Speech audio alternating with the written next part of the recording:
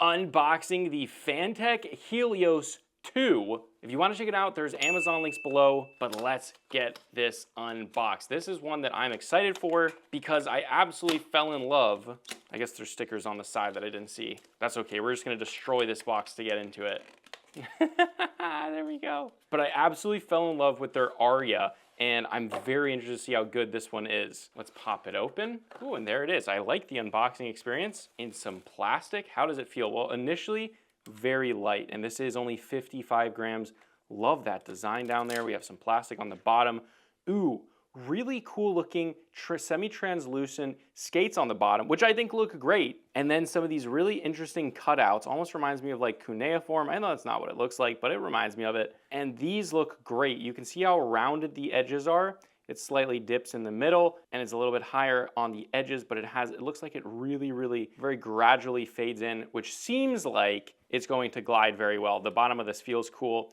We have DP1, not sure what that is. Oh, DPI, it's not DP1, it's DPI. I'm on something today. Then we have Bluetooth, has a little very bright light right there, and then dongle mode. Does it have an RGB? No RGB. All right, so in hand, this actually feels pretty good. It almost feels like a BenQ mouse, which it kind of also resembles. It kind of resembles the new U2 in a way, although not quite as high. This is much higher on the U2 there, but very BenQ-esque. Clicks feel pretty good initially. Not a ton of travel till click, but there is some unnecessary travel you can see there after the click. There's some unnecessary travel. However, that's being pretty picky.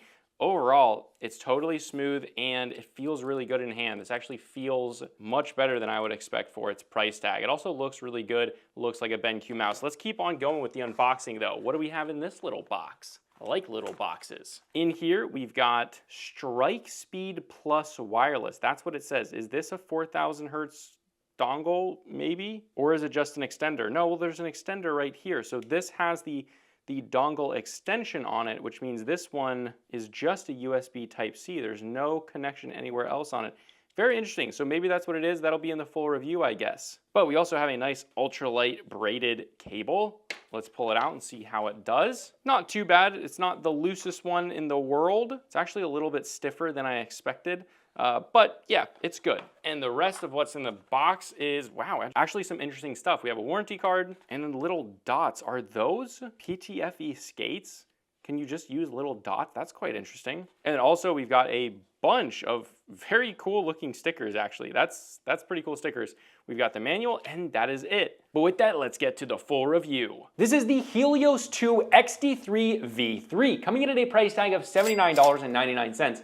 More expensive than the Aria, but unfortunately not better than the Aria. So essentially, this is like a wireless BenQ mouse, but doesn't have BenQ prices and is not quite as refined as a BenQ mouse, but if you really want the shape, this is pretty dang similar to like the BenQ U2, which is a brand new mouse and not even close to that price. It glides very smoothly with no noticeable drag, is only 55 grams, and the basic design feels great in hand. Now the thing that holds it back for me are the clicks. They're not terrible by any means, they're just not quite as crisp, and delicious clicking is just so much better. Brings it back, and for $80, I don't think I would pay that. Well, I did pay it, but I don't think I would if I was a normal consumer. But if you want a super lightweight mouse that's very like a BenQ-esque in its shape, then this might be a great pick in the future if they drop that price or if it goes on sale. Again, if you want to check out this exact same product, there's Amazon links below for the US, UK, Canada, and international links. And if you want to check out my main channel with longer form content, you can check that out right here. But this is a consumer tech review high speed, and I'll see you guys in the next video.